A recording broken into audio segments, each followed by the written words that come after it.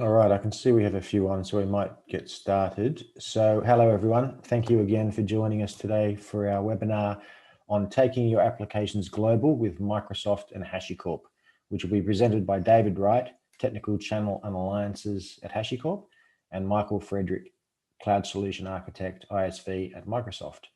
So today, Dave and Michael are going to run through some of the typical challenges you can face when building to deliver a global customer base and how to solve those problems using modern tools designed for the cloud. Before we get started, I just want to run over a few items. First of all, just letting you know that this session is being recorded, and we'll make the recording available on our website soon. I'll send you an email following this webinar with a link to that recording. So today's presentation and demo will last about 45 minutes, and we've dedicated 10 to 15 minutes at the end for a Q&A.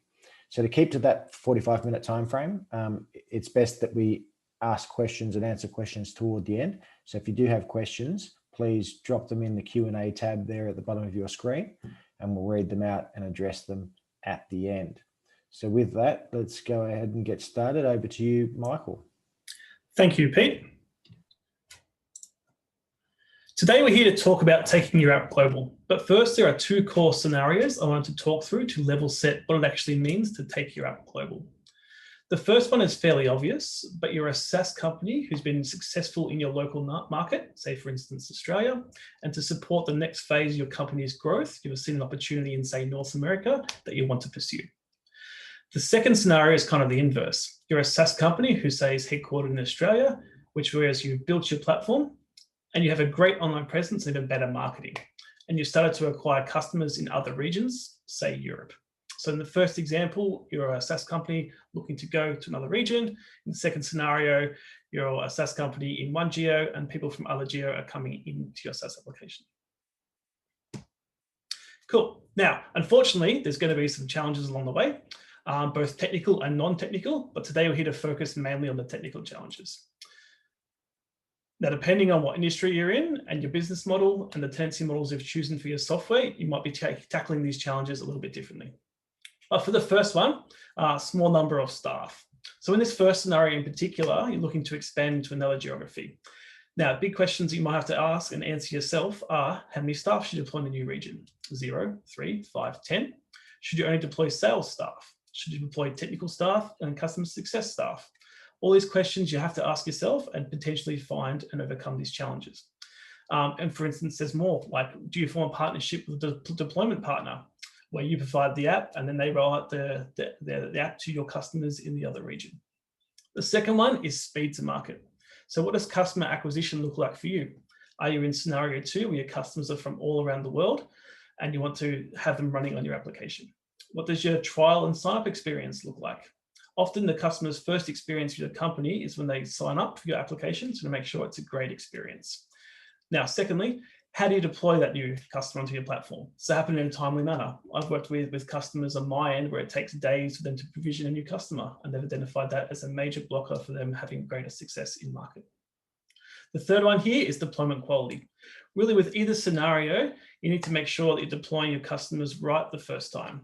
So how do you deploy new customers? Are you doing it manually? Do you have a professional services engagement you roll out when you deploy your application? Are you using a deployment partner? But the big question really is, how do you know your customers are being set up correctly the first time? And the last potential challenge here is data sovereignty. With kind of either scenario, depending what your platform does, what industry you're in, your business model, your customers may require the data to stay in a specific geopolitical boundary. So the big question there is, how are you achieving this technically? Cool. Now, what can we do about these challenges? The first one is slightly a bit out of the scope of this talk, but use public cloud. And I want to make sure this is covered because it can potentially help alleviate all the potential challenges I mentioned on the previous slide. So for instance, Azure, Microsoft's public cloud, has a whole bunch of regions all over the world with many more announced. So whether it's data sovereignty concerns, that your customers having data stay in a particular region, or using Azure's consistent deployment and management services to decrease deployment speed while keeping quality high, public cloud and Azure can help solve these potential challenges. Now, automate deployment of new customers. Like I was speaking about before, often your customer's first experience with your company might be getting a trial of your platform, or they've just purchased your platform and they're eagerly waiting to try it out. And we really want this experience to be great and fantastic. So what can we do about that? Automate the deployment of new customers onto your platform. No more manual deployments, no more ClickOps, no more pressing the wrong buttons. Invest early in automation. I'm going to be diving a little bit deeper into this in the next slide and doing a demo of how I can use HashiCorp's Terraform and Microsoft's Azure to solve this potential problem. And the last one, use a multi-region deployment strategy. So Dave's going to dive a little bit deeper into this, but depending again on your business strategy, deployment model, and what your app does, you might need to deploy your app across 2, 3, 4, or 5 regions. And this can address things like data sovereignty requirements or increase your customers' experience by having your app closer to where they're physically located. Cool. So I want to dive a little bit deeper into this topic because I'm very passionate about it. So what do we really want to automate the deployments? So the first one here is you want to do customer deployments without human intervention anytime, anywhere. So way back on the first slide, I talked about scenario 2, where your app's getting traction internationally. So how are you going to set up new customers or trials when it's 4 a.m. in your local time zone? One way to do this is to fully automate the deployment. So international customers can trial or buy your product anytime, anywhere. And I'll be showing one way to do this in the demo on the next slide. Cool. The next point is make sure all your deployments are the same. No more ClickUps. Unfortunately, as humans, we make mistakes. So if you rely on a process that's highly manual, it's going to fail from time to time. And that could potentially cause a bad experience for your customers and again, potentially lose sales. So again, we're talking through this in the demo on the next slide. Then a third point here is integrate the cloud marketplace. So you're currently selling or marketing through a cloud marketplace. Microsoft has a commercial marketplace that enables you to create, publish, and manage your solution. And your solutions are listed in our online stores alongside our own Microsoft solutions, connecting your businesses, organizations, and government agencies around the world. So if you're looking to create a Get It Now offer listing in the Microsoft commercial marketplace, then automating the deployment of new customers can help develop a potential new channel to market. Imagine your customer finds your app in the marketplace, clicks Get It Now. A few minutes later, they have access to your system or your app. These are the type of experiences we're looking to build. Now, keep your code consistent with minimal versions of your product. This might be fairly obvious, but if your business strategy is to deploy a new tenant for each customer, then you want to have as least possible versions of your code as possible. For instance, when a new customer signs up to your application, you want to deploy that customer the same as all your other customers with the same version of code. Now, how do you make sure it's up to date? How do you make sure it has the latest changes? We should be really trying to avoid custom code for each customer. Otherwise, when you start testing and then try to upgrade each customer across all of your platforms and applications, it's going to become very complex very fast.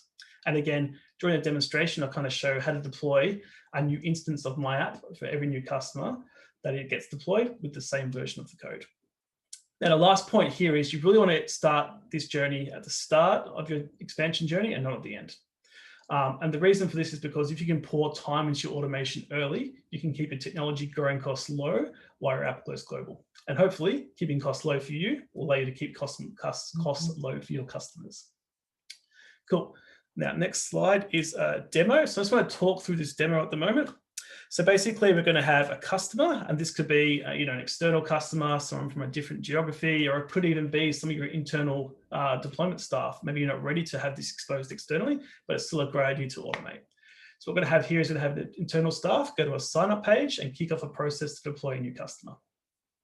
So I'm just going to stop sharing now. I'll just click out of that. Cool.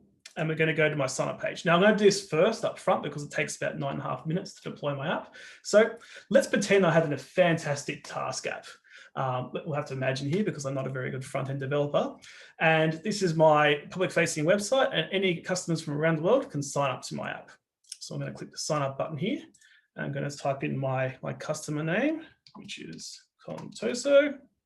Now I'm going to select a tier. Now I'm currently not using this in my flow, but if you wanted to have a different tier that customers can choose, you could potentially have different versions of your app deployed through the same code. And lastly, I'm going to put an email address. Now I'm not really going to be using this in my demo, but again, if you wanted to complete the flow of, say, having your system email your customer to say, yes, your tenant's up and running, here's a link, that's absolutely something you can do. Cool, so I'm going to click sign up here. Now, again, the reason I did that is because it takes a few minutes to deploy. So if we go back to my demo slide here, so basically we've done step 1, we've become a customer and we've gone to our sign up page. What's now going to happen is that sign up page is then going to create a REST call to Azure Devops, which is the kind of the platform I'm using to do some of the automation. Now that DevOps kind of organization is they're going to have a pipeline, and that pipeline deploys HashiCorp's Terraform code. Now, I really like Terraform for doing these type of things because I can provision infrastructure or services in the cloud over and over and over repeatedly in a high quality, and I know it's going to be right every time. So in that step here, Terraform's going to save the state of that deployment to an Azure storage account, and then it's going to deploy a new version of my application to Azure's cloud, just in what we call a resource group. Now that application has kind of three components. It has a front end, an API, and a Cosmos DB Mongo API backend. Now I deliberately created a 3-tier application so we can make sure that we can deploy a fairly non-basic but not complex app and show how it works in the cloud. So next, I'm just going to jump out of this and go into Azure DevOps and show you what's happening. So we jump into Azure DevOps. This is my Azure DevOps organization. And as you can see, I've got one pipeline here. So if we go into this pipeline, we can see that I triggered a pipeline 57 seconds ago. So that's when I went to that sign up page and clicked sign up. And inside of this pipeline, if we go and have a look, we can see it's currently running. So I'll look at that agent job here. Cool. So at the moment, this is a standard DevOps pipeline. It's got multiple steps inside of it. Now, all this is doing, again, is deploying some Terraform code. So as you can see, it's installing Terraform here. It's doing an init. It's doing a plan. And it's currently doing an apply here. So what that apply is doing, it's going to go through and provision all of those services I was talking about in the following picture inside of Azure. Now, while that's going, we'll let that run. I'll show you one that I've previously done already. So I'm going to go to my Azure portal. I'm going to go to my resource groups. Now, when I create the instances of this application, I just give it a random name. So as you can see at the bottom here, this resource group's got a pretty random name. So I'll click on that one here. And you can see as it's deploying into Azure, there's kind of 3 or 4 resources that it deploys. So it's going to have the front end, the API, and the MongoDB backend running Cosmos DB. So if we click on the front end here, I'll just jump on the URL, which is this one. And I'll jump on the new tab. I'll just move the sharing button here. Cool. And this is my app. And you can see here, this is a pretty standard app. It's just a task app. I can create tasks, like I can mow my lawns, which I need to do on the weekend, actually. I'll do the front yard.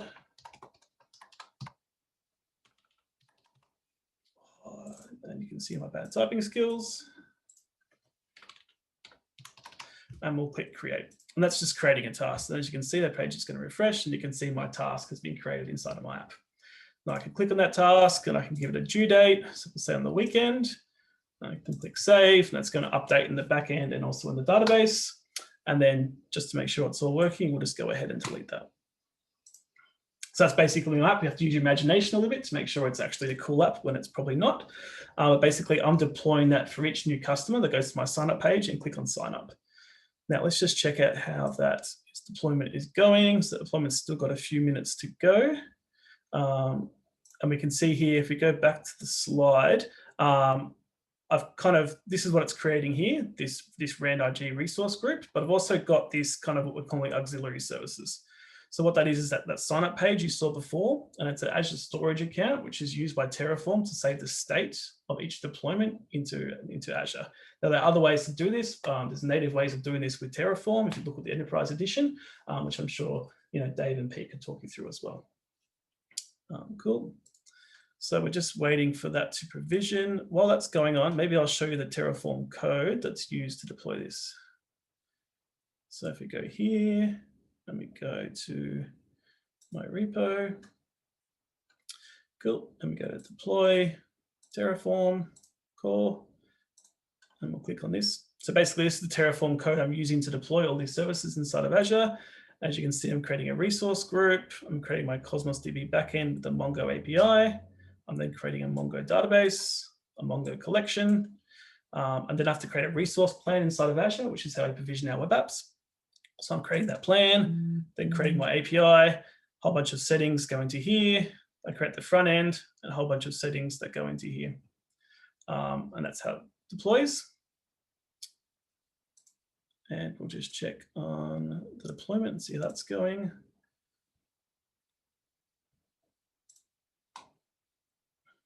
Pipeline's still running. Cool, and that's got, like 5 minutes to go. But as you can see, when that's finished, it's going to deploy a new version of my app. And I'm going to pull through that company name as well. So on that front page, you saw me type in Contoso. That's going to be pulled all the way from that sign-up page into Devops, into Terraform, and then into my final app. So you can create customized experiences for each of your customers through the same code base. And that's basically the whole demo. So thank you very much. And I'm going to pass over to Dave and stop sharing. Cool. So over to you, Dave. Unmute always helps. I will, let's get up to the right slide.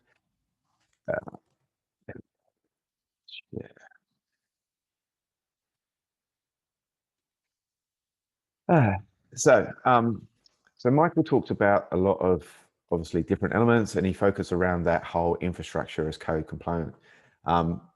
Also within that structure, there is Terraform Cloud, which is our SaaS offering. So Michael mentioned Terraform Enterprise.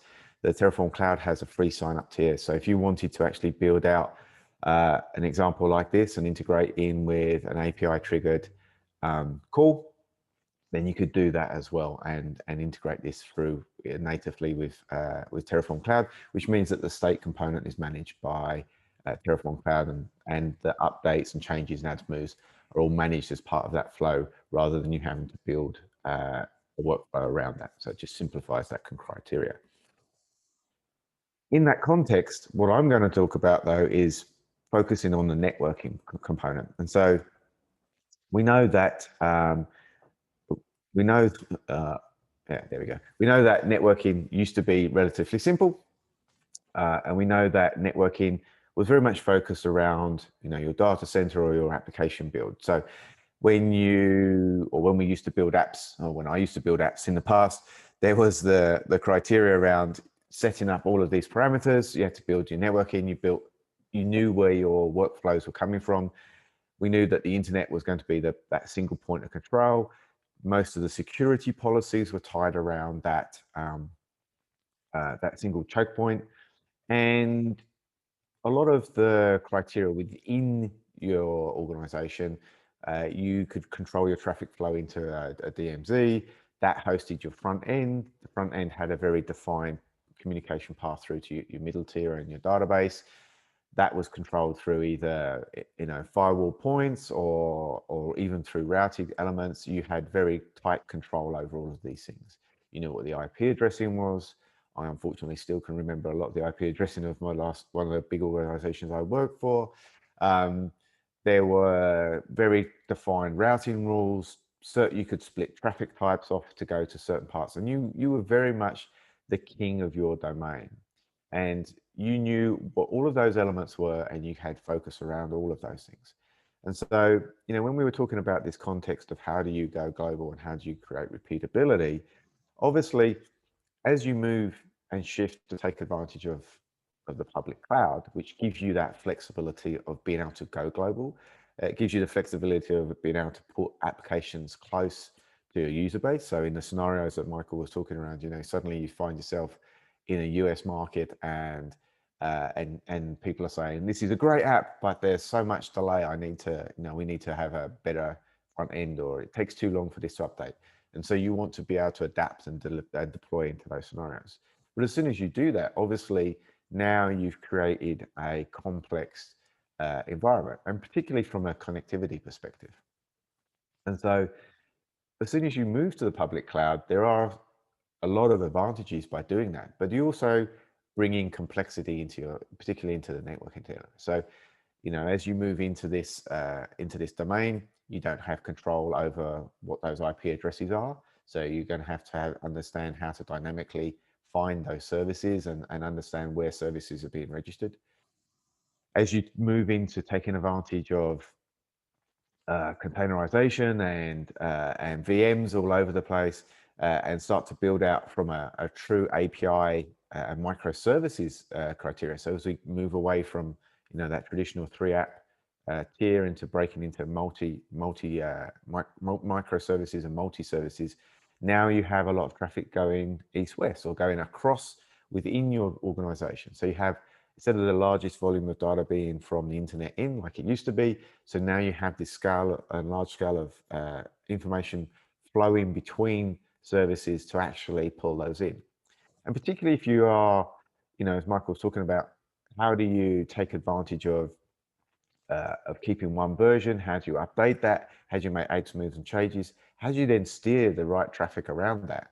How do you take advantage of being able to deploy data in one place, like your back end as a central repository, and connect all of those other services to that, so that you have single access to a particular resource groups? And how can you do that on a dynamic basis? So, we talked about that sign up process. You have a very clearly automated process. Michael mentioned it. There were, you have users, user base happens to be out of the EU, and they all do, signing up at 4 a.m. when you don't really want to be getting out of bed. How do you tie all of these things together? And so those challenges then combined with some of the more nuanced challenges around, that being an ISV and delivering it, of how do I control my flows? How does that scale for multi-tenancy? Do we need to actually use a multi-cloud strategy? There could be, or a hybrid strategy. Your application may need some component of an on-premise element, and that may mean that you need to be able to tie your cloud deployment into an on-premise component. How do you tie those two things together?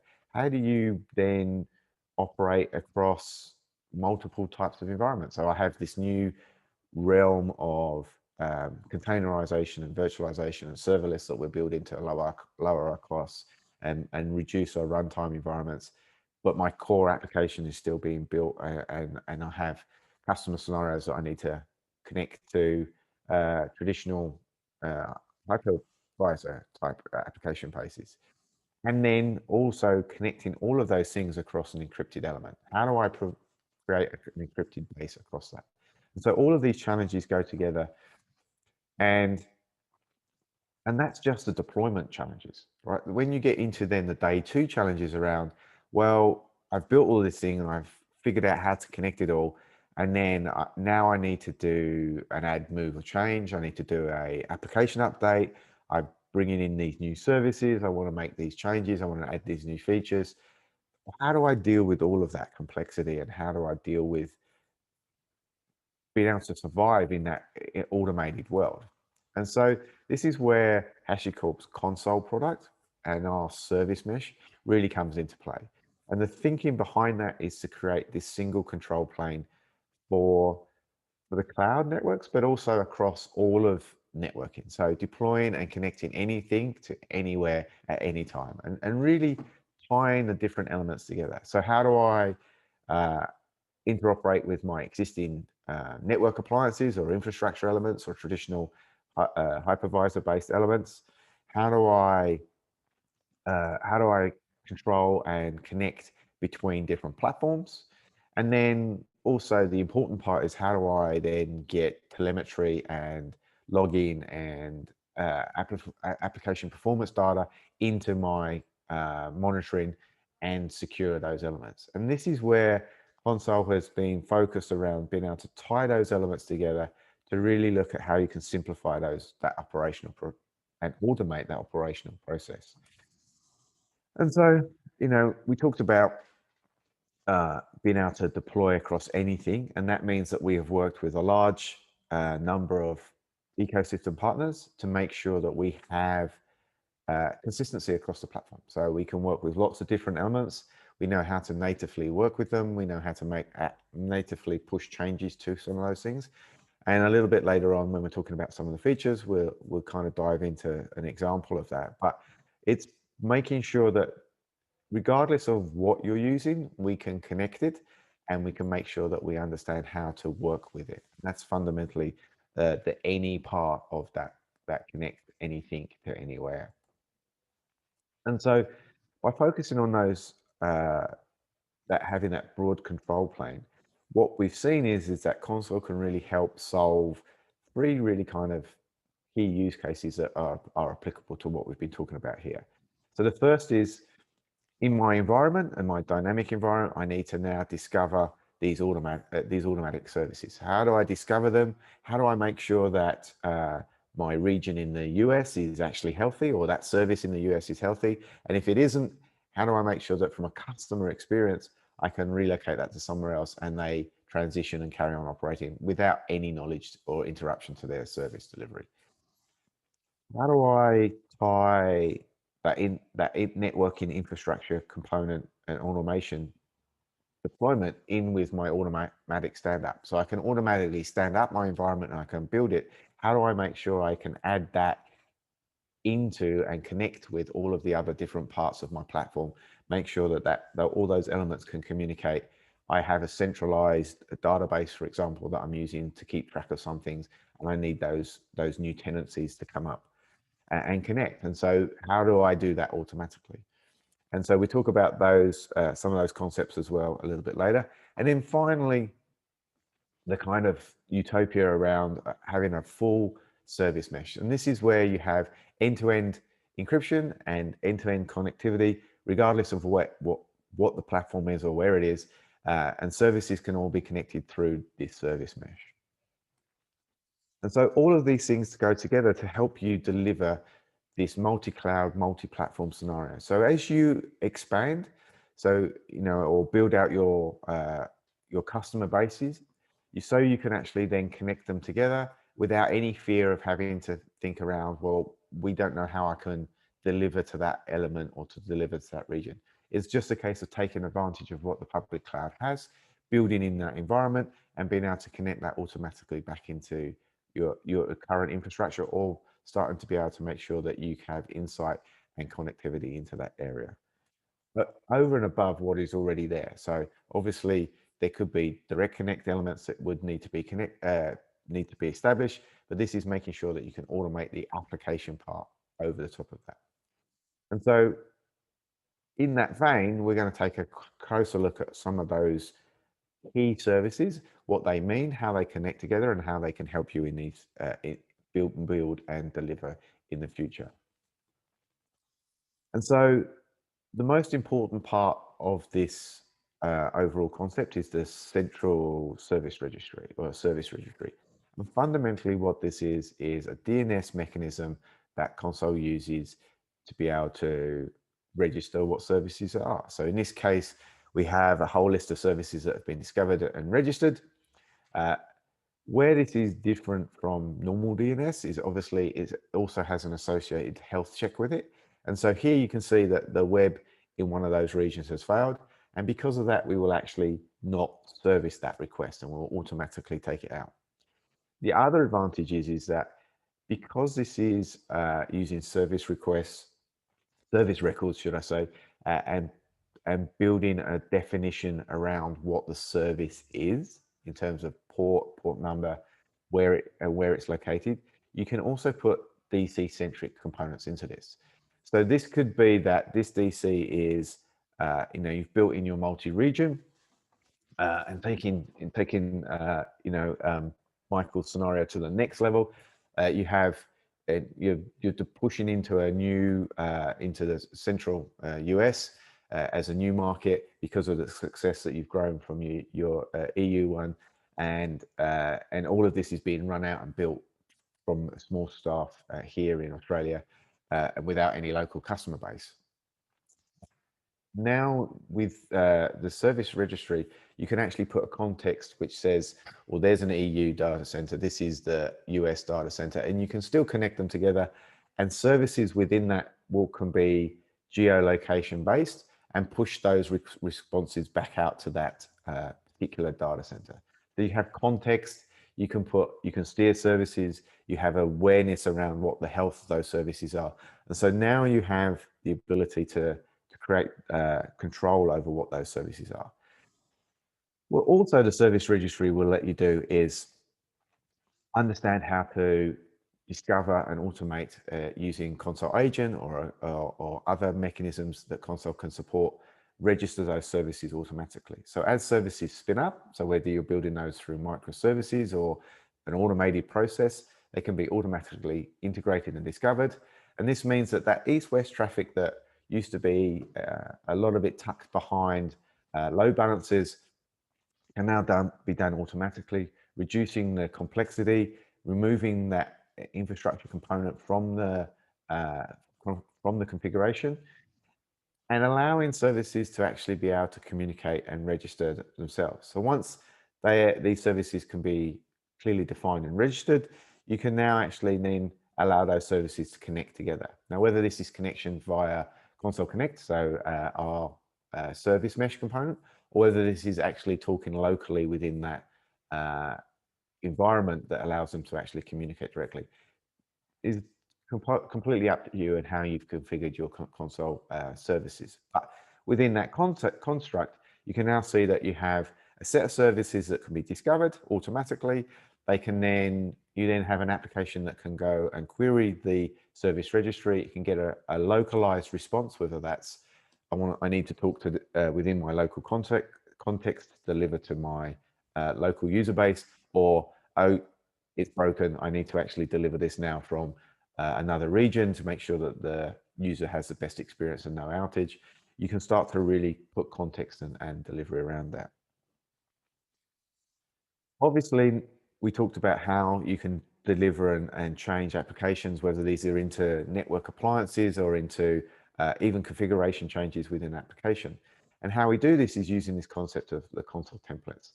The console templates are basically there to be able to push or read from the service registry, push that to a pre-configured template, create a new rendered template, so have all that information, and push it down to the application. So this means that now I can actually automatically discover something, I can create a new configuration and push that to an application. And what this means is that in that workflow, when we take that console template, we get the information that we want, it means that we can now customize that in a way that we see fit. Now, whether this is for updating, for example, a load balancer. So in this example, and I said we'd mentioned the HA proxy, we can see that we have used a console template to update the back end. So we've added, or we automatically discover a new web server that comes up. We add that into the load balancing pool. We define what that service ID and pool is. And now as that adds into that, we can update that configuration task. And now we can serve that new node address from the HA proxy, from the load balancer. So whether it's integrating into that load balancing component, or whether this is adding that as another service or another regional component, it means you have a dynamic mechanism to be able to actually deliver and integrate into your applications. And this gives you that flexibility around how do you scale, how do you drive, how do you shift things around automatically, particularly as you start to move to more microservices, as you start to being able to pick your application apart, create flexibility, and scenarios where you can then integrate this with, say, HashiCorp's Vault, which acts as a transit encryption engine. And now you can actually have a single database in a particular area, and you can use that to encrypt the records as they come into that database, so that only that local region can read them. And so now you're simplifying your design, you're still meeting all of your regulatory control, and you're actually you're actually just using an automatic connection process to be able to make sure that everything can connect to that. And so, just to kind of sum up, what we're saying is with the tool sets that HashiCorp provides, whether that's Terraform for the automation and deployment, whether it's Vault for integration with your API and security, and providing secrets, providing a dynamic secret to log into that Cosmos DB, or providing being able to inject a secret into that pipeline to be able to automatically control that, or whether it's the focus of what we've been talking about here, which is connectivity and how do we solve those connectivity challenges. Console also really kind of steps up to give you that flexibility and agility in the modern networking world, but allow you to connect it through to your existing infrastructure, being able to tie this easily into on-premise components, and being able to even operate with elements that are outside of the traditional microservices domain, and connect to things that couldn't run an agent, such as the managed database service, for example, and pull all of those services in, being able to connect them, and therefore reduce your risk. And as Michael pointed out, the whole concept around this, and particularly when going global, is about creating automation, creating repeatability, and making sure that you take the human out of the deployment and standing up process to reduce the overall risk. Because the further the human can be away from the process, the less risk or chance it is of the human stuffing up. With that, I'd just like to say thank you. Thank you for everybody for coming and attending. Thank you for listening. And over to you, Pete. Thanks, Dave. And yeah, thanks, guys. Great presentation and demo. Very nice work. Very clear. And it looks like we're right on time. We've got plenty of time left. So I'm just looking to see whether we've got any questions in the Q&A tab. I can't see any at the moment, but if you do have any questions, drop them in the Q&A or click raise hand if you want to speak in person, and I can unmute you. And if you do think of any other questions after this session, you can reach out to Dave and Michael directly on those email addresses that you can see on your screen there. But like I said at the top of the call, this session was recorded, so I'll be sending out a link to this recording soon, and you can look back and grab those email addresses then and ask them when a question does pop up. Well, folks, that brings us to the end of our session today. We hope you found it useful. As I mentioned earlier, this was recorded. You'll be getting the link plus a link to other supporting material after this. And if you like what you heard and want to learn more about how HashiCorp and Microsoft work together, I encourage you to visit our Learn site, which you can visit at learn.hashicorp.com. There's lots of great stuff there where you can dive a little bit deeper on today's topic. But like I said, any questions, reach out to Dave and Michael after this session. So thanks again for joining us. Big thank you to our presenters, David Wright and Michael Friedrich from Microsoft. Thank you very much, guys. Well done. And everyone else, thanks again. Enjoy the rest of your day, and bye for now.